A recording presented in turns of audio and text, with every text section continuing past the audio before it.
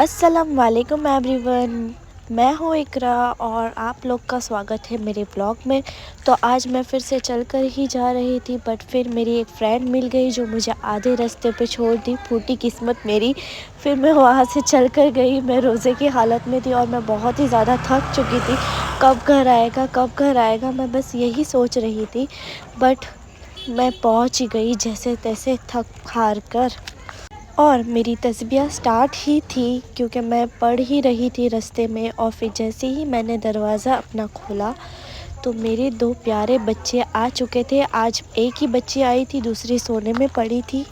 फिर मैंने सारा काम किया और फिर मैं ऊपर के कमरे में जाके सोने लगी तो मेरी कैट मेरे पीछे पीछे आ गई। और फिर थोड़ी देर के बाद ये फिर से बाहर गैलरी में जाके बैठ गई और चिड़ियाओं को देख के कुछ आवाज़ें करने लगी। तो मैं बैठे बैठे उसे देखने लगी और मैंने शूट कर लिया। बट मैं वॉइस ओवर में आवाज़ कम कर देती हूँ तो आपको आवाज़ नहीं आएगी। फिर मेरी एक क्लाइंट आई और उन्होंने मेरे पास से कपड़े लिए और बहुत ही सारे बातें किए कि आपने कब से स्टार्ट किया, आपके कपड़े बहुत ही अच्छे रहते हैं, हमने सुना है बहुत जन लेकर गए हैं। तो ये सुनकर आए थे मेरे यहाँ पे और इन्होंने अभी रमज़ान में सब कपड़े देते हैं, ज़कात देते हैं, तो ये कपड़े देते हैं। तो उन्होंने मेरे पास से 5 कॉटन के ड्रेस लिए और 2 अपने लिए लिए जॉर्जेट के मटेरियल में ड्रेस लिए थे। और इन्होंने मुझे बहुत ही अच्छा रिव्यू दिया। तो मैं इंशाल्लाह आपको ज़रूर रिव्यू डाल के बताऊंगी। और इनको मेरे कपड़े बहुत ही ज़्यादा अच्छे लगे तो इन्होंने अपनी अम्मी के लिए भी कपड़े लिए और इनकी भाभी ने भी मुझसे बहुत ही अच्छे कपड़े लिए। और मेरी ईजू यहाँ से वहाँ खेल रही थी और मुझे बहुत ही ज़्यादा अच्छा लगा। और उन्होंने मुझे कहा कि मैं एक मेकअप मेहंदी आर्टिस्ट हूँ और मैं रेज़िन आर्ट भी बनाती हूँ।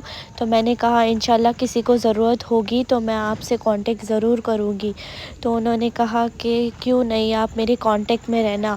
फिर मैं वहाँ से अपने घर अपनी नानी के घर पे चलने लगी तो मुझे रास्ते में कोई नहीं मिला। तो मैं थक गई थी बट फिर भी मुझे जाना था क्योंकि 5 ऑलरेडी बज चुके थे। तो मैं रास्ते में ही मेरी खाला का घर था तो मैं थोड़ी देर वहाँ बैठ गई क्योंकि मेरी तबीयत सही नहीं थी।